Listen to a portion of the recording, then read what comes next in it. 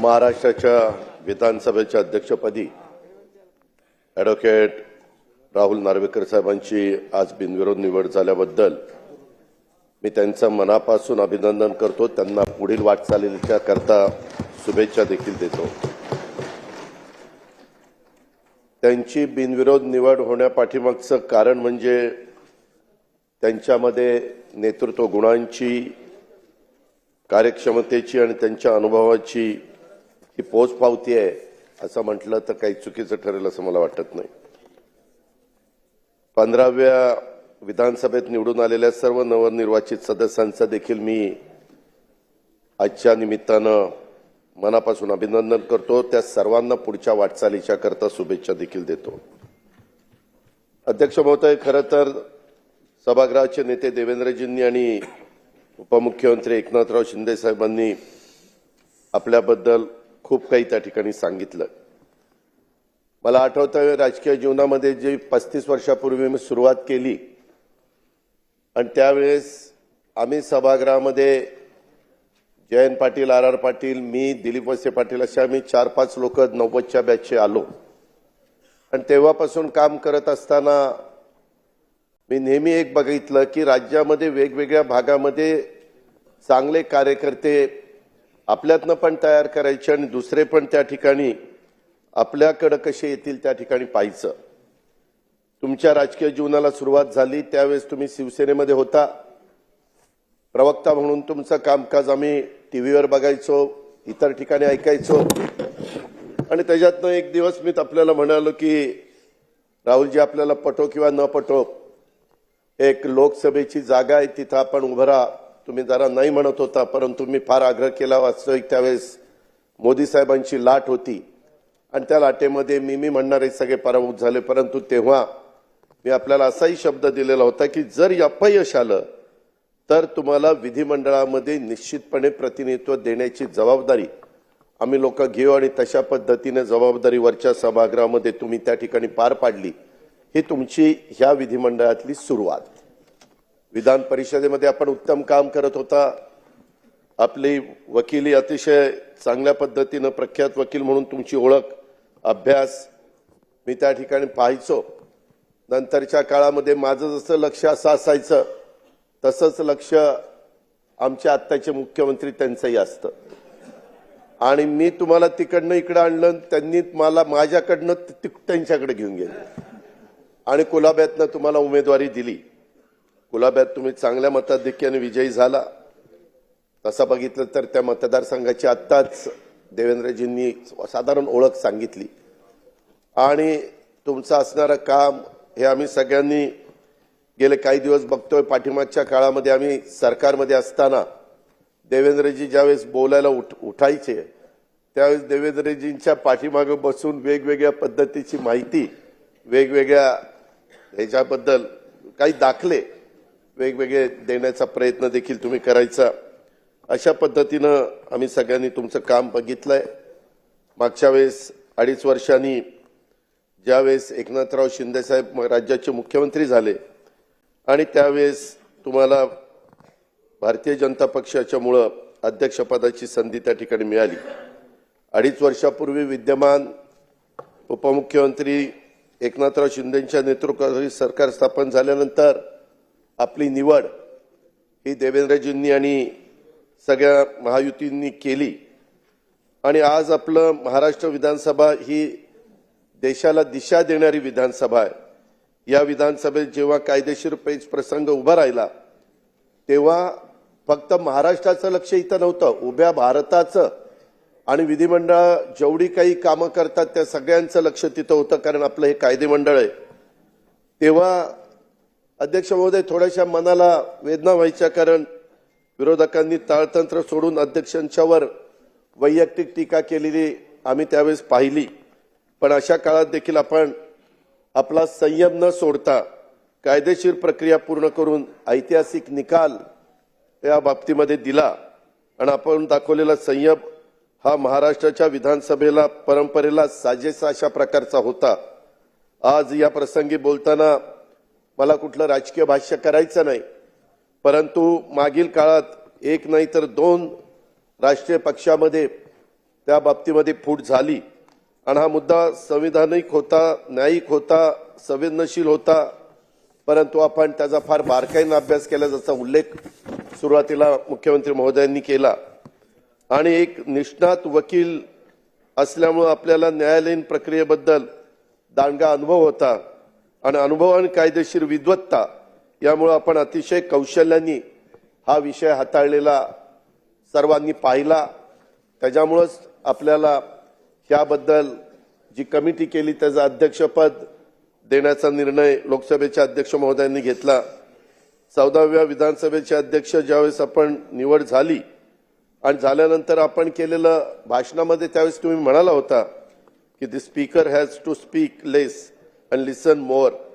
गेल्या 2.5 वर्षाच्या काळात आपण हे वाक्य खरं करून दाखवलं, हे आम्ही सगळ्यांनी पाहिलेलं आहे. मी त्याच्याबद्दल आपलं खरोखरीच मनापासून अभिनंदन करतो, मनापासून कौतुक करतो. अध्यक्ष महोदय, मगाशी बोलत असताना एकनाथराव शिंदे साहेबांनी पण काही भूमिका इथं मांडण्याचा प्रयत्न केला. त्यावेळेस समोरचे म्हणाले की बाबा इथं अध्यक्षांचं अभिनंदन असताना हे मुद्दे कसे येतात. परंतु अध्यक्ष महोदय, हे कायदे मंडळ आहे. शेवटी इथं ज्या ज्या गोष्टी घडतात, आज सभागृहाचे नेते काय बोलले, समोरचेही लोक काय बोलले, इतर सहकारी काय बोलले, निवडणुकीच्या काळामध्ये आपण सगळ्यांनी बघितलं अध्यक्ष महोदय, अनेक जण स्टेजवर संविधान हातामध्ये घ्यायचे. संविधान हातामध्ये घेतलं म्हणजे संविधानाबद्दल आदर वाटतो का? आणि जे संविधान हातामध्ये घेत नाही त्यांचा आदर नाहीये का? असं नाहीये. प्रत्येक बाबतीमध्ये संविधान दिनाच्या संदर्भातली सुरुवात आणि इतर दाखले हे मगाशी इथं दिलेले आहेत. परंतु सर्वांना संविधानाच्या बद्दल तरतुदी त्यांनी एकतर त्याच्यामध्ये नुसतंच हातात घेतलं. मगाशी तर एकनाथराव म्हणले शिंदे साहेब की ते कोरच होतं, त्या खोलात मला जायचं नाही. परंतु संविधानाच्या तरतुदी त्यांनी एकतर वाचल्या नाहीत असं माझं मत आहे, किंवा वाचून ते त्यांचं उल्लंघन करत आहेत असं त्याच्यामध्ये म्हणावं लागेल. अध्यक्ष महोदय, संविधानाच्या अनुच्छेद 188 मधील तरतुदीनुसार प्रत्येक निवडून आलेल्या सदस्यांनी त्यांचे स्थान ग्रहण करण्यापूर्वी शपथ घेणं हे आवश्यक आहे. हे आपल्यालाही माहिती आहे. शपथेवर बहिष्कार म्हणजे या तरतुदीचा सरळ सरळ भंग आहे.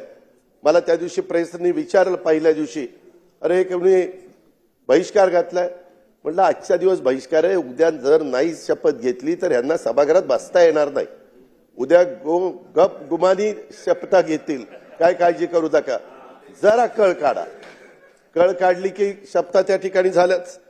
अध्यक्ष महोदय, संविधानाच्या अनुच्छेद आर्टिकल 324 नुसार निवडणूक घेण्याचा अधिकार हा निवडणूक आयोगाला दिलेला आहे, कायद्याने दिलेला आहे, नियमाने दिलेला आहे, देशाने दिलेला आहे. हा सामान्य जनतेला अधिकार नाही. अध्यक्ष महोदय, अनुच्छेद 329 मधील तरतुदीनुसार एखाद्या सदस्याच्या निवडीला जर आव्हान द्यायचं असेल तर ते इलेक्शन पिटिशन न दाखल करून द्यावं लागतं. इलेक्शन पिटिशन दाखल करून ते द्यावं लागतं. या संविधानातील मार्गाचा वापर करणं आवश्यक आहे.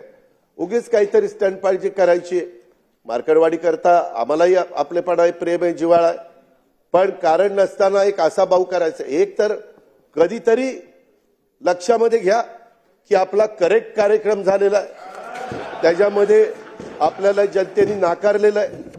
त्यामध्ये जर आकडे काढायचं म्हटलं तर इतक्या मोठ्या प्रमाणावर म्हणजे 48% महायुतीला मतं आहेत आणि 33% समोरच्यांना मतं आहेत.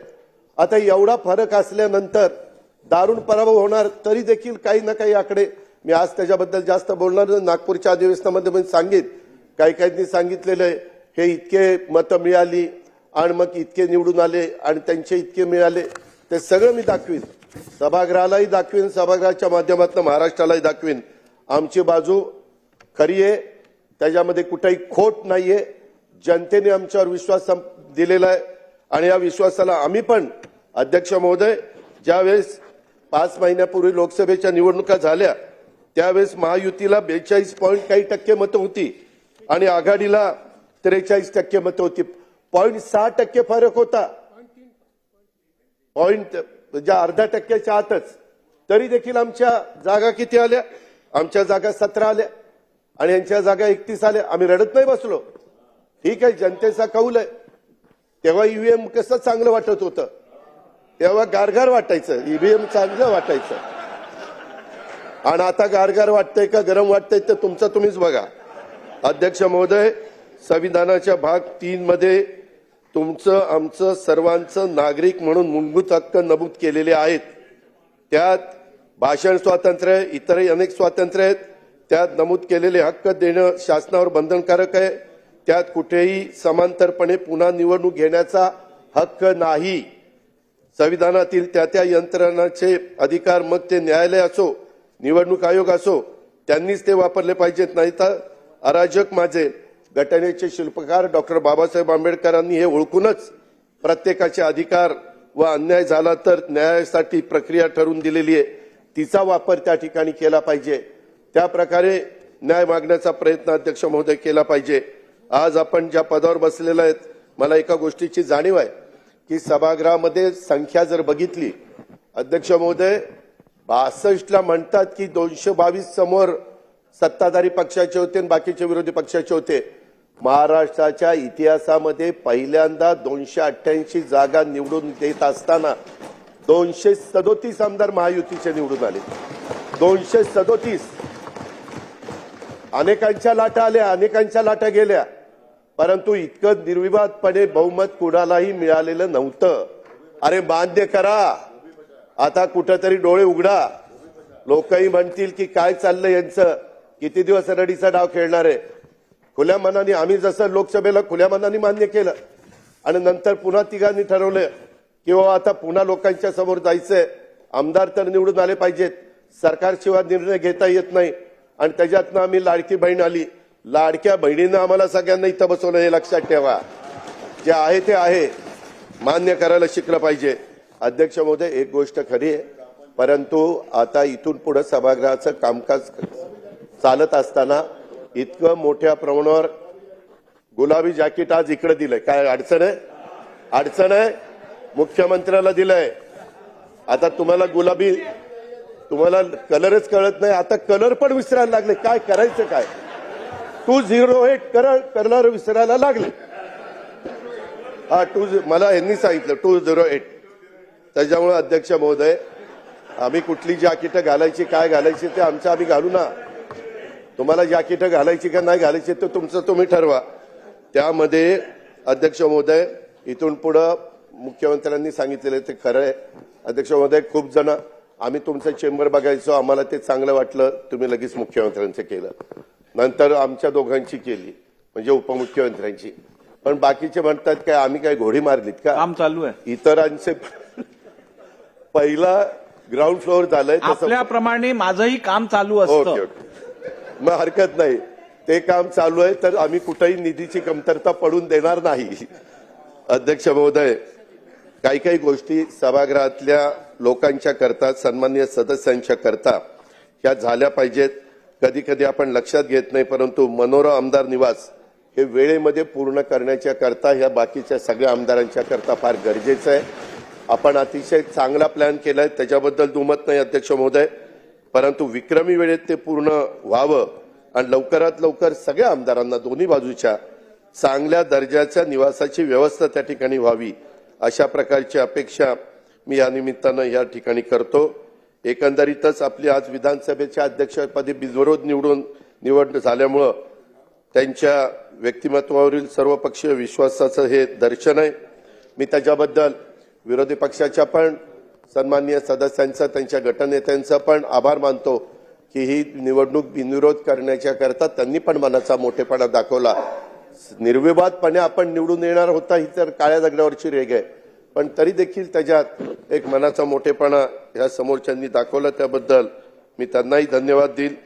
अध्यक्ष महोदय, आपल्या नेतृत्वाखाली आपल्या विधानसभेचं काम अधिक परिणामकारक आणि लोकहितकारी होईल याबद्दल आमच्या कुणाच्याही मनामध्ये तिळमात्र शंका नाही. मी पुन्हा एकदा आपलं अभिनंदन करतो. तुम्हाला पुढच्या वाटचालीच्या करता मनापासून शुभेच्छा देतो. धन्यवाद आणि थांबतो.